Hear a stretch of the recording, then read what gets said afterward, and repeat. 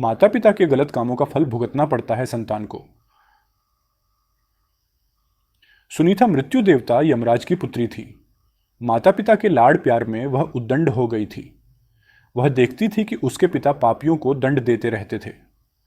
वह पाप और पुण्य का अंतर नहीं समझती थी, इसलिए खेल खेल में किसी के अच्छे कार्य में बाधा डालती और किसी को अकारण मारने लगती। ऐसे उद्दंडतापूर्ण कार्य करके वह बहुत खुश होती थी। एक दिन सुनीता एक गंधर्व कुमार को, जो अपनी आराधना में योग मुद्रा में बैठा था, अकारण कोड़े से मारने लगी। गंधर्व कुमार पीड़ा से छटपटाता तो वह खुशी से उछल पड़ती। वह उसे खेल समझती। इस प्रकार की अपनी करतूतें वह अपने पिता को बताती। पिता उसकी इस उद्दंडता को बाल सुलभ खेल समझकर चुप रह जाते। न तो सुनीता को ऐसा करने से रोकते, न समझाते। बहुत दिनों तक ऐसा चलता रहा। एक दिन फिर उस गंधर्व कुमार को, जब वह पूजा पाठ कर रहा था, सुनीता ने मारना शुरू कर दिया। जब असहनीय हो गया तो उसने क्रोध से शाप दे दिया, तू धर्मराज की बेटी है, तेरा विवाह एक ऋषि पुत्र से होगा, तेरी एक योग्य संतान भी होगी, पर तेरे इन दुष्ट कर्मों का अंश उसमें व्याप्त रहेगा। सुनीता ने यह बात भी अपने पिता को बताई। अब धर्मराज को लगा कि उन्होंने बड़ी भूल कर दी। संतान की आदत और स्वभाव पर ध्यान न देकर उसे भले बुरे का ज्ञान नहीं दिया। फलस्वरूप उसे शाप मिला, पर अब तो समय हाथ से निकल चुका था। बोले, बेटी, निर्दोष तपस्वी को पीटकर तुमने अच्छा काम नहीं किया। बुरे कर्मों को करने के कारण तुम्हें यह शाप मिला है। अब भी संभल जाओ और अच्छे काम की ओर मन लगाओ। समय बीतता गया। कन्या बड़ी हुई तो उसके विवाह की चिंता हुई। उसके शाप को जानकर कोई उससे विवाह करने को तैयार नहीं होता था। कौन उससे पैदा होने वाले पापी पुत्र का पिता बनता?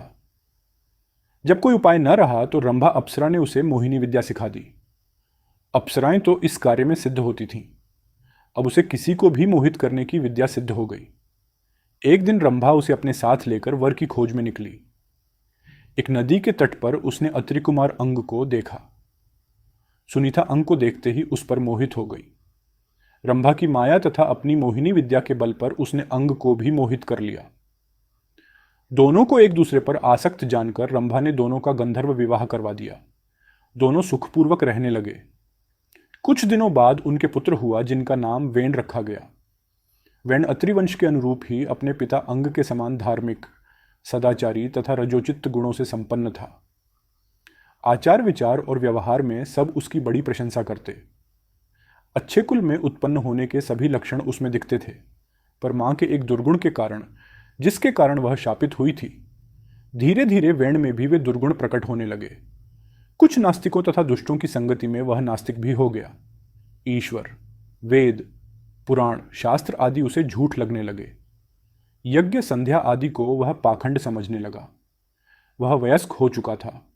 अपने माता पिता का कहना अब वह नहीं मानता था। राजकाज में उसका हस्तक्षेप इतना बढ़ गया कि पिता अंग असहाय हो गए। राजा तो अंग थे, पर आज्ञा वेण की चलती थी। सुनीता समझ रही थी कि उसके संस्कारों का परिणाम शापग्रस्त इस पुत्र में उतर आया है। उसके हठ तथा उद्दंडता पर किसी का वश नहीं था, सब विवश थे। वेण के इन कर्मों से प्रजा दुखी रहने लगी। महाराज अंग को अपयश मिलने लगा। जब सब प्रकार से वेण को समझाकर हार गए तो अपयश से बचने के लिए एक दिन निराश होकर अंग ने चुपके से घर ही त्याग दिया। राजा के बिना अराजकता और बढ़ी। ऋषियों ने अंग पुत्र वेण को राजा बनाया और समझाया, तुम्हारे दुष्कर्मों से दुखी होकर तुम्हारे पिता ने राज्य त्याग दिया। अब तुम अपना राजकीय उत्तरदायित्व समझो और सत्कार्य कर प्रजा को सुख दो। पर वेण राजा बनकर तो और प्रमत्त तथा अहंकारी हो गया।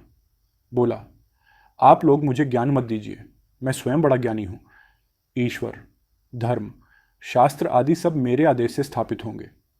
मेरी ही आज्ञा धर्म होगा, शास्त्र वचन होगा। आप लोग अब मेरी आज्ञा के अनुसार चलिए और मुझ में ही ईश्वर, धर्म तथा शास्त्र की छाया देखिए।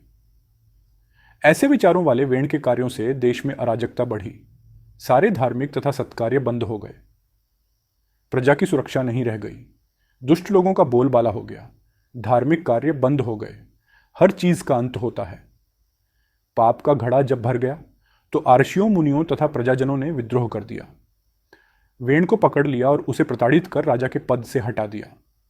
सत्ता छिन जाने से वह असहाय हो गया। अब वह दूसरों की दया पर निर्भर रहने लगा। आर्षियों ने प्रजा से परामर्श कर उसके पुत्र पृथु को राजा के पद पर प्रतिष्ठित कर दिया। विंड जंगल में चला गया।